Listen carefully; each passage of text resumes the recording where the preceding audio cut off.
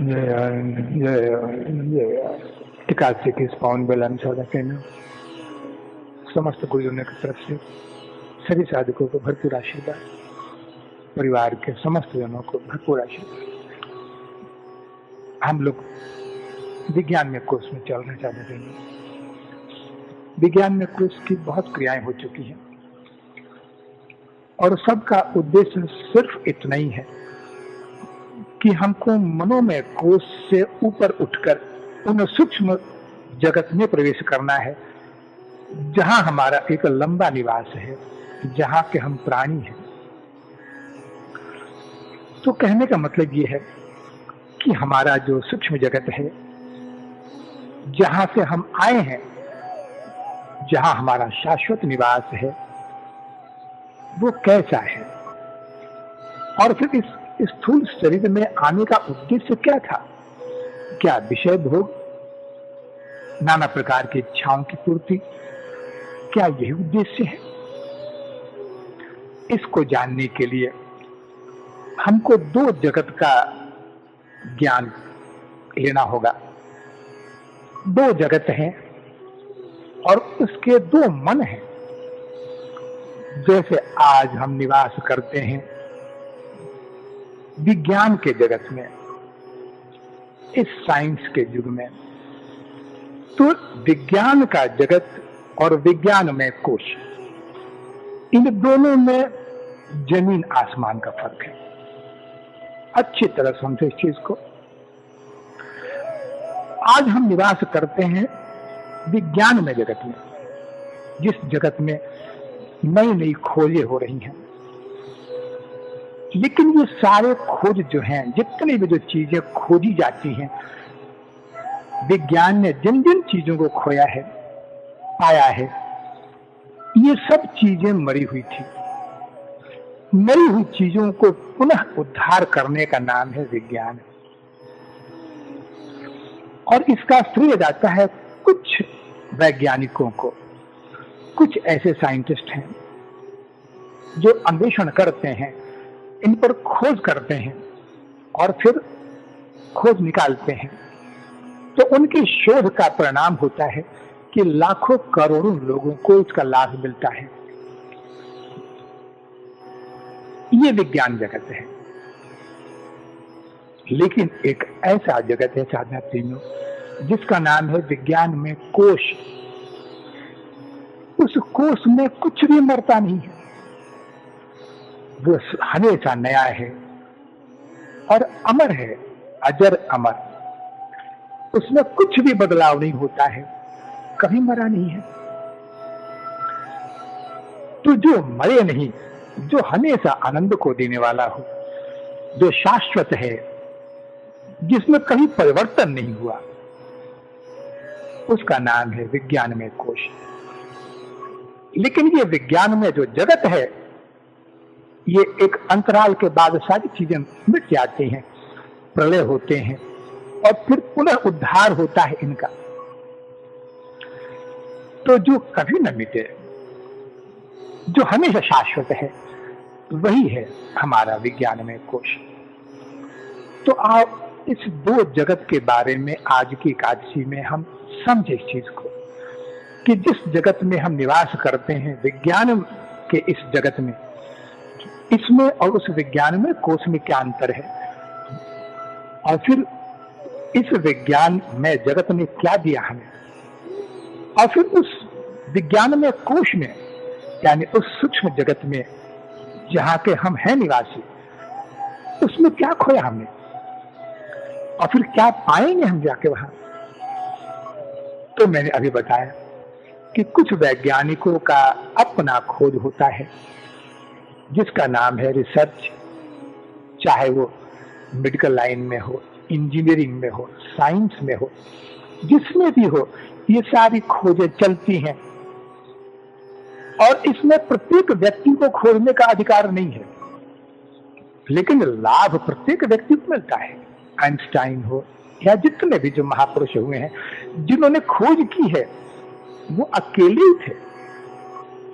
और फिर जो खोज हो जाती है, इस पर पुनः खोज नहीं होती है, हाँ, उस आधार पर आगे की चीजें खोजी जाती हैं, लेकिन उस एक व्यक्ति ने ऐसी चीज खोजी जिसका लाभ करोड़ों अरबों लोगों को होता है। लेकिन साझा ये सिद्धांत विज्ञान में कोष के साथ में नहीं होता है, क्योंकि दो जगत हैं, एक है विज्ञान का और एक है ज्ञान का। तो विज्ञान का खोज बाहरी जगत में होता है और ज्ञान का खोज अंतर जगत में होता है। विज्ञान के खोज पर सबका अधिकार है, एक ने खोजा सबको लाभ मिलता है, ये सार्वजनिक है। लेकिन ज्ञान की खोज व्यक्तिगत है, एक बाहर की खोज है, एक अंदर की खोज है। विज्ञान की खोज संसार को देता है, संसार का पुनः निर्माण करता है। ऐसा नहीं है कि ये जो आज हम खोज रहे हैं विज्ञान के माध्यम से, ये कभी नहीं था, ये हर युग में था, लेकिन उस युग के लोगों ने फिर खोजा था उसको। इसके बाद प्रलय के बाद सब कुछ खत्म हो गया, फिर खोजा हम लोगों ने। तो ये है विज्ञान। इसमें सारी चीजें नष्ट हो जाती हैं लेकिन पुनर्जीवित होती हैं, क्योंकि नष्ट पूरी तरह कोई चीज नहीं हो सकती है। लेकिन एक ज्ञान ही ऐसा चीज है जो अगर एक व्यक्ति ने खोजा और उसका लाभ समस्त मानव समाज को हो जाए, ऐसा संभव नहीं है। जिन खोजा तिन पाइया, अगर उन्होंने खोजा है तो ये उनकी खोज है, ये तुम्हारी खोज नहीं बन सकती है। हाँ, उनके तरीकों से तुम लाभ उठा सकते हो, लेकिन उन्होंने अपने लिए खोजा था ये, और कल्याण भी उन्हीं का होगा। इसे तुम्हारा कल्याण नहीं होने वाला है। अगर उनके कल्याण से, उनके तरीके से लाभ उठाना चाहते हो तो तुमको भी उसी दायरे से समस्त यात्रा तुमको स्वयं करनी पड़ेगी, तब इसका लाभ मिलेगा। तो अंतर समझ जाए कहा कि विज्ञान की खोज और ज्ञान की खोज में बहुत अंतर है, जमीन आसमान का फर्क है। इतना अवश्य है कि अगर तुमने ज्ञान के उस परमात्मा को खोज लिया, जैसे मैंने अभी बताया कि विज्ञान में परमात्मा की खोज नहीं होती है, यह प्रकृति के द्वारा बनाए गए इस जगत की खोज होती है, माया के द्वारा निर्मित जो ये भ्रमित संसार है इसकी खोज होती है।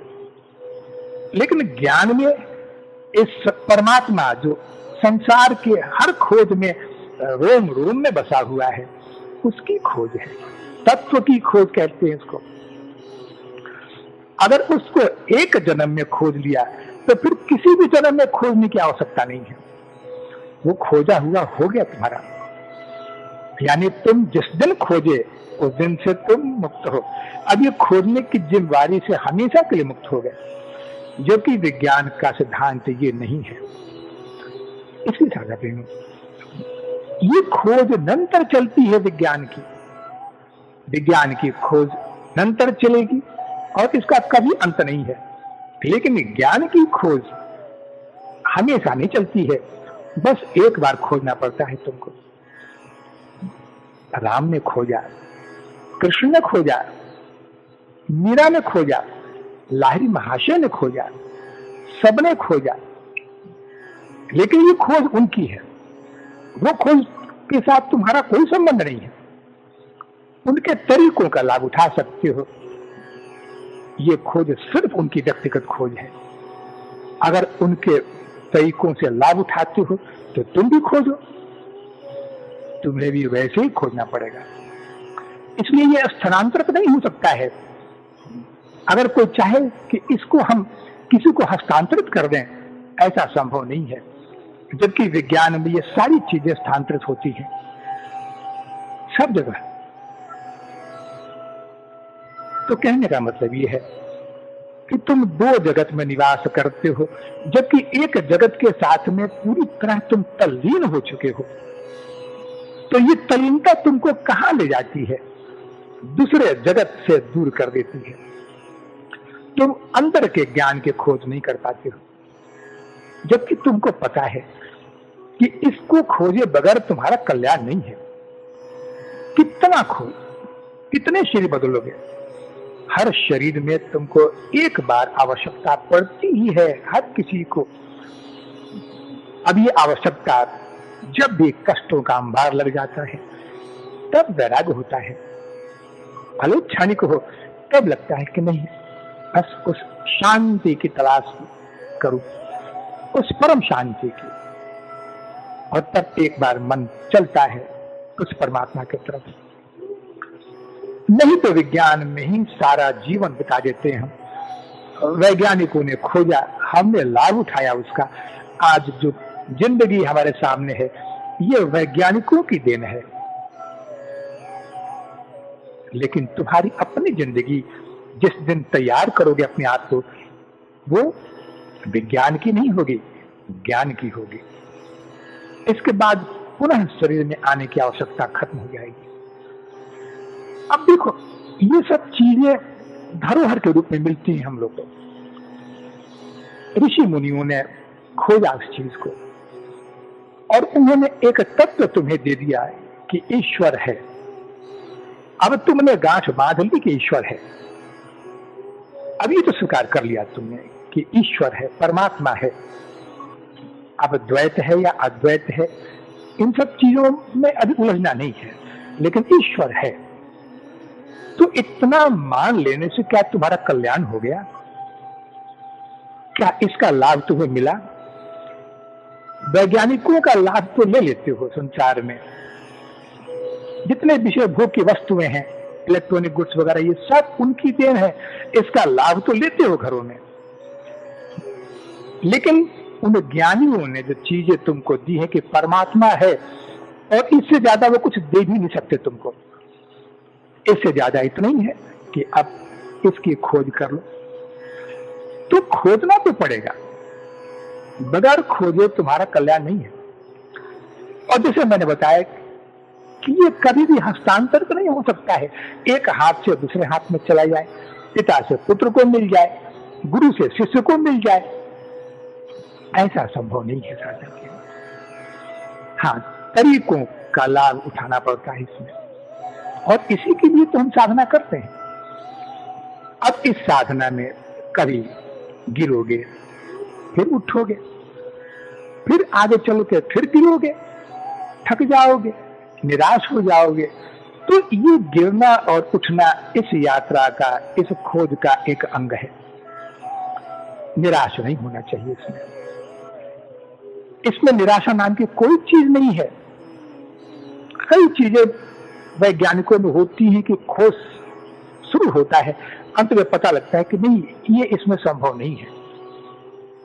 तो ये विज्ञान में भी हो सकता है, लेकिन ज्ञान में नहीं हो सकता। ईश्वर की खोज में ऐसा कभी नहीं हो सकता है। इसलिए यात्रा तुमको करनी पड़ेगी। गिर के चलो, उठ के चलो, जैसे चलो, ये यात्रा तुमको स्वयं करनी पड़ेगी। इतना याद रखना कि गिर के उठकर जो यात्रा होती है वो एक आनंददायक होती है। चलना तो पड़ेगा। मैंने बताया कि सबने यात्रा की। इस यात्रा के बगैर कोई भी अपने स्वरूप तक नहीं पहुंच सका। लेकिन फर्क इतना ही है कि ये यात्रा उनकी व्यक्तिगत यात्रा थी, ये सार्वजनिक नहीं है। ये संसार की यात्रा नहीं है, ये अंदर की यात्रा है, ये धर्म की यात्रा है, ये ज्ञान की यात्रा है। इसमें सबको अलग अलग रूप में करना पड़ेगा। और जो आगे बढ़ा वो पा लिया, सब कुछ पा लिया। कई चीजों के बारे में इसमें चीजें जब आगे बढ़ती हैं तो अनुभव होता है कि कठिन तो है, लेकिन लक्ष्य भी तो जीवन का यही है। इसके बगैर जीवन का कोई सार नहीं है। एक चीज हमेशा याद रखना इसमें कि साधना मार्ग अगर अपने अस्तित्व से अलग करके सोचते हो कि साधना जैसे कि हम ग्रेजुएट बनना है, मेरे को डॉक्टर बनना है, अगर तुम्हारी ये धारणा है कि लोगों ने कहा है कि बन के दिखाओ, बन जाओ, तो ये चीज साधना के साथ लागू नहीं होती है, क्योंकि ये तुम्हारा स्वरूप है। तुम अपने घर की यात्रा करते हो, अपने घर पहुंचना है तुमको। ये किसी दूसरे की आवश्यकता नहीं है, ये आवश्यकता तुम्हारी अपनी है। इसी में आगे बढ़ना है तुमको। तो संक्षेप में इतना ही जान लो कि जो धरोहर होती है, सबने सुन लिया इसको कि ईश्वर है, इससे कल्याण नहीं होने वाला है। ईश्वर का मंथन करना होगा, ईश्वर की खोज करनी होगी, और जिस दिन खोज पूरी हो जाती है उस दिन तुम्हें कुछ भी नहीं मिलता है। मिलने को सिर्फ इतना है कि अब तुम्हारी खोज पूरी हो गई, अपने स्वरूप की खोज पूरी हो गई, उस परमात्मा की खोज पूरी हो गई। तो क्या अंतर पड़ा? सवाल यह है कि दो जगत मैंने तुमको बताया अभी, एक विज्ञान में जगत और एक विज्ञान में कोश, यानी सूक्ष्म जगत। अब इन दोनों जगत में मन तो एक ही है, मन की सत्ता दोनों जगत में एक ही है।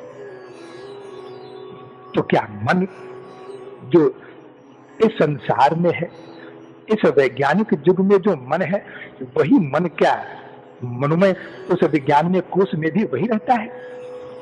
नहीं साझते, इसमें बहुत का फर्क है। मन वही है लेकिन बहुत का फर्क है। जैसे तुम जागृत में जब देखते हो जिस मन के साथ में, वो मन स्वप्न में नहीं होता है, उसका एक अलग दायरा है स्वीकार करने का। उस सच्चाई को वहां वो उसी रूप में स्वीकार करता है जैसे जगे हुए तुम आंखों से देखकर स्वीकार करते हो। तो मन की स्थिति दो अलग अलग रूप में होती है। अब ये कैसी स्थिति है, किस रूप में भेद है दोनों में? एक विज्ञान में जगत में और एक विज्ञान में कोश में मन की स्थिति में क्या फर्क है? अब इस फर्क को ऐसे समझो कि जो फर्क विचार और ध्यान में होता है, वही फर्क है विज्ञान में जगत के और विज्ञान में कोश के मन का। तो विज्ञान में संसार में इस जगत में जो मन है उसका नाम है विचार। अब विचार और ध्यान में क्या फर्क है? जो मन अंदर के जगत में है, विज्ञान में कोश में है, उसका नाम है ध्यान। वो ध्यान में है, हमेशा युक्त है। लेकिन विज्ञान में जगत के मन का नाम है विचार, और विचार का अर्थ होता है विस्तार। कि इस संसार में मन का जो धर्म है विचार करना, दृश्यों को देखना, सोचना, चिंतन करना, विचार करना, ये विचार होता है विस्तार को। यानी तुम एक बिंदु से असंख्य शब्दों का निर्माण करते हो और उसी से जगत का निर्माण होता है, उसी से ये सारा प्रपंच, एक बिंदु से। तो तुम्हारी वास्तविक सत्ता थी एक बिंदु की, लेकिन उस बिंदु से तुमने उसका जो विस्तार किया, व्यापकता उसकी, तो बिंदु बढ़ता गया। और जितने भी जो शब्द बने हैं, लिपियां बनी हैं, ये सब बिंदुओं के मिलने से बनी है किसी भी भाषा की। तो जब एक बिंदु का विस्तार होता है तो इसी का नाम है विचार, और विचारों की असंख्य श्रृंखला होती है। बस बढ़ते ही जाओ, बढ़ाते ही जाओ विचारों को।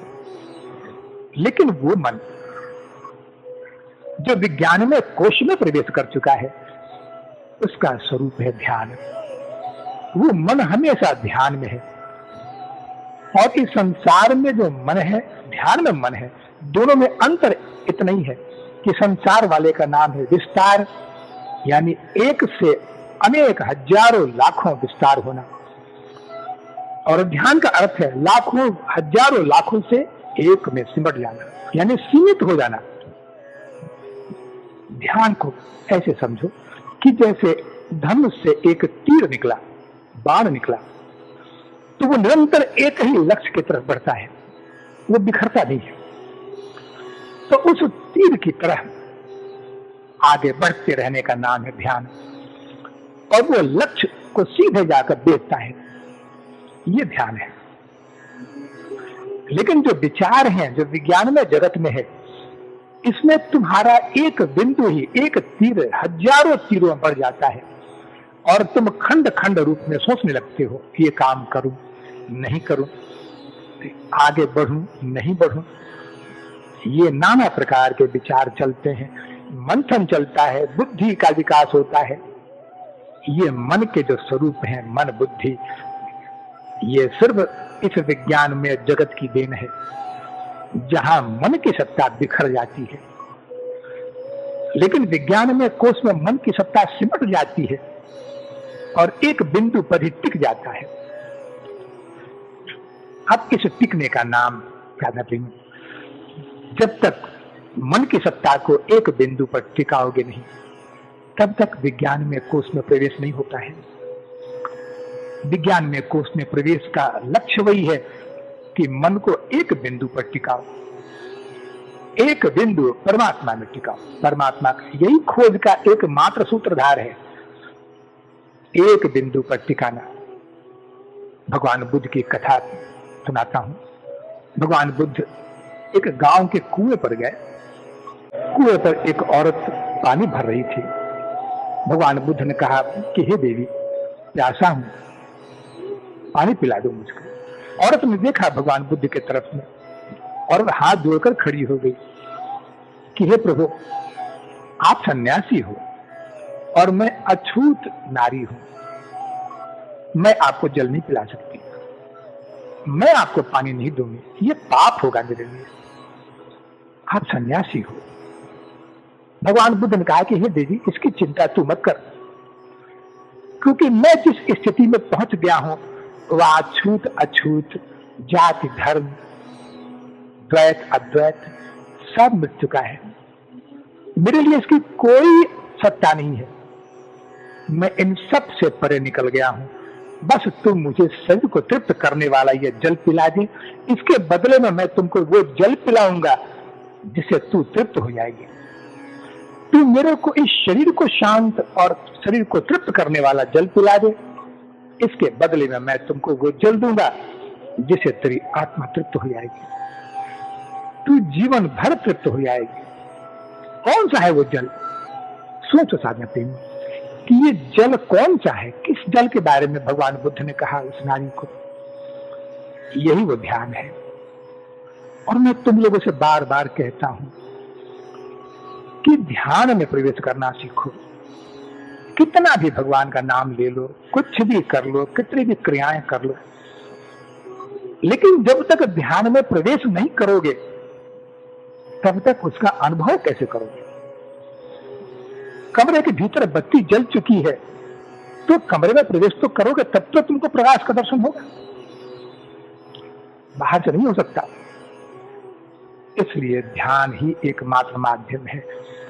भगवान बुद्ध ने, उसने जल पिलाया, भगवान बुद्ध ने उसको वो जल दिया जिसका नाम है ध्यान, और तुम्हें भी उसका पान करना होगा। अगर चाहते हो कि गुरुओं के द्वारा जो कुछ भी मंथन करके पाया हुआ है, जो भी गुरुओं ने पाया है, देखा है, इसका लाभ उठा सको, तो ध्यान में प्रवेश करने की कला सीखो। ध्यान ही एकमात्र सुरंग है उस मनोविज्ञान में कोष में ले जाने का, उस परमात्मा के आनंद में डुबोने का। भगवान बुद्ध ने बड़ी अच्छी युक्ति बताई है कितनी कि इस संसार में ईश्वर को अगर अनुभव करना हो, ईश्वर के होने का एहसास करना हो, तो उन्होंने बड़ा अच्छा सुगम मार्ग बताया है जिसका नाम है मध्यम मार्ग। ये बहुत ही सुंदर मार्ग है, मध्यम मार्ग। अब इसकी व्याख्या उन्होंने इस रूप में की है। मध्यम मार्ग कौन सा मार्ग है? उन्होंने कहा कि बस जैसे एक तराजू है तो उसके दो पलड़े होते हैं, एक दाया है एक बाया है, एक ऊपर उठता है एक नीचे जाता है। कहते हैं कि इन दो पलड़ों में हमेशा ये दो पलड़े सुख और दुख का अनुभव करते रहते हैं। कभी एक ऊपर गया तो दूसरा नीचे, कभी दूसरा ऊपर गया तो पहला नीचे। दोनों ही चंचल हैं। इसलिए हे साधना प्रेमियों, बीच में रहो, उस तराजू के मध्य में निवास करो जिसमें कोई हरकत नहीं होती है, वो शांत है। ये मध्य मार्ग है। क्योंकि नीचे ऊपर जाने वाला कभी दुख का अनुभव करता है, कभी सुख का। वो एक रस नहीं हो सकता, क्योंकि साम्य अवस्था नहीं है वो। और परमात्मा का अनुभव साम्य अवस्था में होता है। तो कहते हैं कि बीच की उस बिंदु पर रहो, वही तुम्हारा घर है, तुम वहीं के निवासी हो।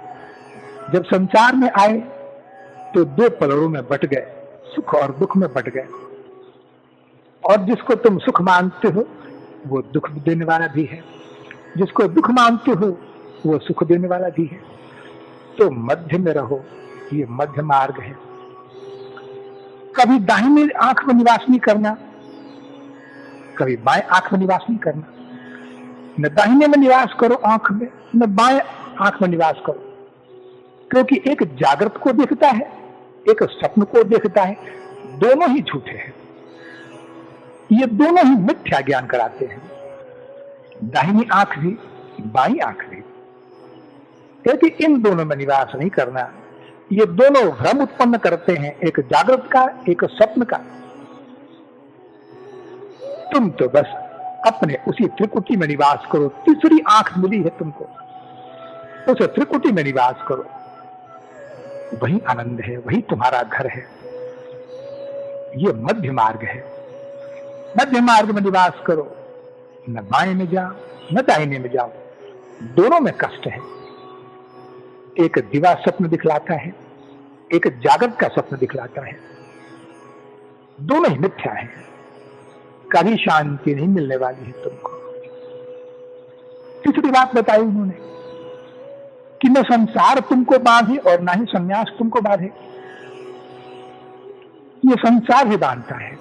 दो ही तो बंधन है, जिसमें कि सबसे तगड़ा बंधन है संसार का, ये माया से बांधता है। और मुक्ति भी एक बंधन है,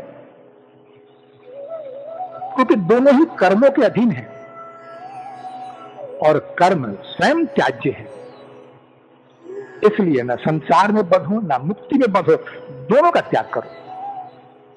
दोनों ही भ्रम पैदा करते हैं, क्योंकि मुक्ति का इशारा हमेशा है कि कर्मों से लिप्त हो तब तो मुक्त हो गए।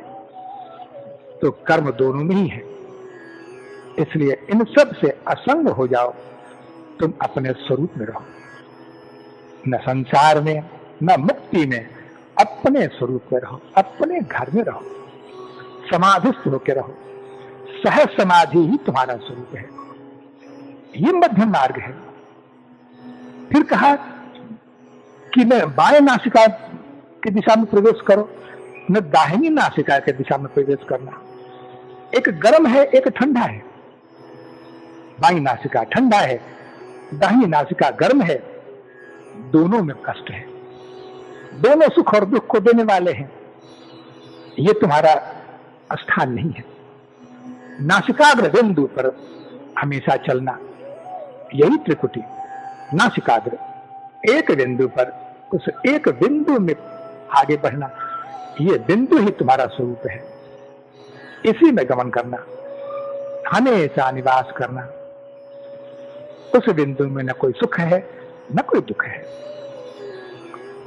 फिर कहा कि न गृहस्थी में निवास करना न संन्यास में। ये दोनों ही बांधने वाले हैं, क्योंकि दोनों ही अहंकार की देन है। एक अहंकार का आरंभ है और दूसरा अहंकार का अंत है। अहंकार का आरंभ होता है गृहस्थी से और अहंकार का अंत होता है संन्यास से। तो दोनों ही का जन्म हुआ अहंकार से है, जो तुम्हारा स्वरूप नहीं है। तो दोनों को छोड़ना। ऐसा नहीं कि संन्यास अच्छा लगता है, सन्यासी का जीवन बहुत सुंदर है, ईश्वर के करीब है। नहीं, दोनों ही त्याज्य हैं। तो गृहस्थी भी त्याज्य है और सन्यास भी त्याज्य है। बस अपने स्वरूप में रहो। ये मध्यम बिंदु है, मध्य मार्ग है। अब आखिरी चीज उन्होंने कही कि मस्तिष्क के भी दो खंड होते हैं, बायां खंड और दाहिना खंड। न बाएं में निवास करना न दाहिने में निवास करना, क्योंकि दोनों ही अशांत हैं, दोनों ही दुख को देने वाले हैं। क्षणिक सुख भी देंगे, लेकिन मूल चीज है कि दुखों का अंबार लगा है। इंद्रियों से संबंध है इनका। मन और इंद्रियां लगातार इन संपर्क में होती हैं, विचार इनके संपर्क में है। इसलिए जब तक विचार है तब तक संसार है। और मैंने बताया कि जब तक संसार और विचार है तो ये विज्ञान में जगत है।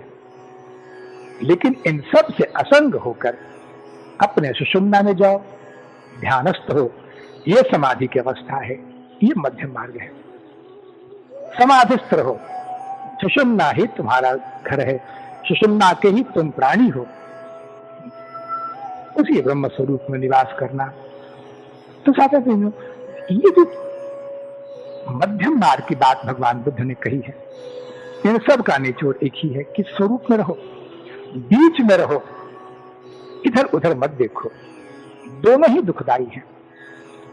और जब इधर उधर देखोगे तो परिणाम क्या होगा? मृत्यु।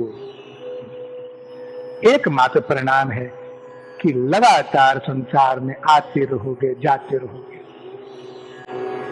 इससे पीछा नहीं छूटने वाला, मृत्यु से पीछा नहीं छूटेगा।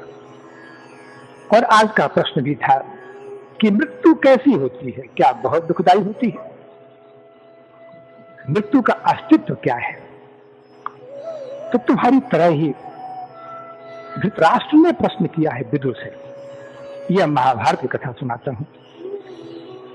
धृतराष्ट्र ने प्रश्न किया विदुर से कि हे विदुर, तुम तो बड़े ज्ञानी हो और सारी चीजों के तत्व को समझने वाले हो, प्रकांड विद्वान हो। मैंने तो अनुभव किया है कि चारों वेद जो हैं, चारों वेदों ने स्पष्ट रूप में कहा है कि मनुष्य की आयु 100 वर्ष तक निश्चित है। चारों वेदों ने कहा है। लेकिन हे विदुर, जरा सोचो, कितने मनुष्य हैं जो 100 वर्ष तक पहुंचते हैं? कहां है कोई? बिरले ही कोई ऐसे होंगे, हजारों लाखों में, जो 100 वर्ष की आयु पहुंच जाते हैं। तो क्या चारों वेदों ने जो कुछ भी कहा है वो असंगत बात है? वो गलत बात है? वेद ऐसा असंगत बात क्यों कहेंगे? तुम तो जानते हो इसका उत्तर।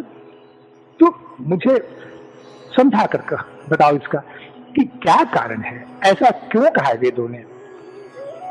विदुर ने कहा कि हे राजन, सत्य वचन बोलता हूं मैं आपको, ध्यान से सुनना। उन्होंने कहा है कि प्रत्येक मनुष्य की आयु 100 वर्ष तक निश्चित है और हर जीव 100 वर्ष जीता है। अब धृतराष्ट्र ने कहा कि तो गलत बात बोल रहे हो तुम, कोई नहीं जीता। स्पष्ट रूप में है कि सभी 50-60 तक होकर चले जाते हैं, बहुत हुआ तो 70-80। कहा कि नहीं, प्रत्येक मनुष्य 100 वर्ष जीता है। आयु उसको मिली है 100 वर्ष की ही, लेकिन 6 प्रकार के तीखी धार वाले तलवार से वो अपनी आयु को निरंतर काट रहा है। हर व्यक्ति काट रहा है अपनी आयु को। ये 6 प्रकार के तलवार हैं जो निरंतर हाथ में लेकर प्रत्येक दिन कुछ न कुछ काटता रहता है अपनी आयु को। धृतराष्ट्र ने कहा कि विदुर, ये कैसी तलवार है ये? और ऐसा क्यों करेगा कोई व्यक्ति? हर व्यक्ति तो जीना चाहेगा 100 वर्ष, क्यों काटेगा अपनी आयु को? कौन है ये तलवार? तो उन्होंने कहा कि पहली तलवार है अत्यधिक अभिमान के साथ जीना, अहंकार के साथ। पहली तलवार का नाम है अत्यधिक अहंकार। ये आयु को निरंतर काटता है। मैं ऐसा हूं, मैं वैसा हूं, मैं ये पास कर चुका हूं, मैं धनवान हूं, मैं बलवान हूं, मैं ज्ञानी हूं, मैं संत महात्मा हूं। ये अहंकार निरंतर उसकी आयु को काटता रहता है। दूसरे तलवार का नाम है त्याग का अभाव। संसार में त्याग नहीं करता वो, किसका त्याग करेगा? विषयों का त्याग, इच्छाओं का त्याग। जब तक इच्छाएं हैं संसार में, ये निरंतर जीव को गिराती रहती हैं। इस विज्ञान में जगत का एक ही आधार है, इच्छा, और महत्वाकांक्षाओं के इस दलदल में फंसता जाता है जीव। तो दूसरी तलवार का नाम है कि अपने जितनी भी जो चीजें उसके जीवन में है, इन सब में त्याग की भावना नहीं है उसकी। जो मिला है उसका पूर्ण भोग करना चाहता है, वो त्याग पूर्ण भोग नहीं करता है। तेन त्यक्तेन भुंजिता, जो उपनिषद ने कहा है। तो त्याग की भावना का अभाव दूसरी तलवार है।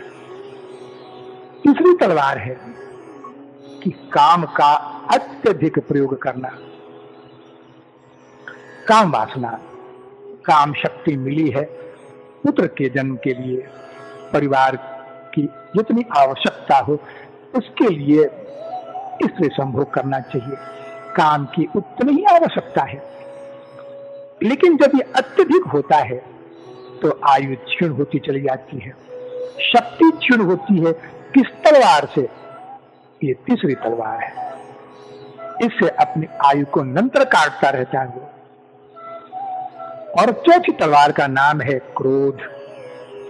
वो भी अधिक क्रोध, अत्यधिक क्रोध करना, और मुख्यतः बिना वजह के क्रोध करना।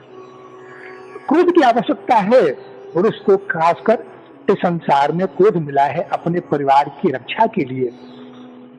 संसार के जितने भी जो आपदा विपदा है, इनसे रक्षा के लिए उसको क्रोध मिला है, ताकि वो रक्षा कर सके अपनों की, दूसरों की। लेकिन जब यही प्रहार स्वयं पर होता है, अपने परिवार के लोगों पर होता है, तो इसका दुरुपयोग है। ये पांचवी तलवार है। यह निरंतर आयु का क्षय करती रहती है। और छठी तलवार है कि सिर्फ अपना और अपने परिवार के लोगों के भरण पोषण के लिए कर्म करना। ये स्वार्थ बुद्धि जब होती है तो व्यक्ति सिर्फ अपने लिए कमाता है, अपने परिवार के लोगों के लिए कमाता है। उसमें दान, उसमें किसी प्रकार की परोपकार की भावना, ये सब चीजें नहीं होती हैं। तो ये 6 प्रकार की तलवारों से हर व्यक्ति निरंतर नित्य प्रति अपनी आयु को काटता रहता है। और हे राजन, काटते काटते एक ऐसी अवस्था आती है कि अब उसका शरीर जर्जर हो जाता है, और तब वो स्वयं ही अपने शरीर की आयु को खत्म कर देता है, और इस शरीर में वो मृत्यु को प्राप्त हो जाता है। और तब मृत्यु आती है, और मरे हुए को, जीव को, जो शरीर में मर चुका है, उसको सिर्फ शरीर से अलग करती है मृत्यु। तो मृत्यु कभी किसी को मारती नहीं है, क्योंकि मृत्यु का अधिकार ही नहीं है मारना। मृत्यु एक विश्राम देने के लिए बनी है कि थक चुका है जीव, इसको 100 वर्ष जीना था, अब ये 50-60 वर्ष में ही सारी चीज को खत्म कर चुका है। तो बाकी के 50 वर्ष कहाँ बिताएगा? तो बाकी के 50 वर्ष सूक्ष्म जगत में बिताता है, जिसको स्वर्ग और नरक कहते हैं। बाकी के जो उसकी जीवन है, ये अपने सूक्ष्म जगत में बिताता है।